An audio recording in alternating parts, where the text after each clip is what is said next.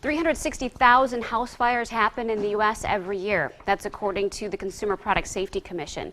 To help reduce that statistic, the La Crosse Fire Department wants you to change more than just your clocks this weekend. With daylight savings time very early Sunday morning, people are encouraged to change the batteries in smoke and carbon monoxide detectors.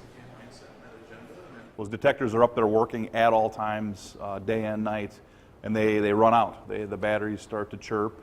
We want to get to it before the battery chirps.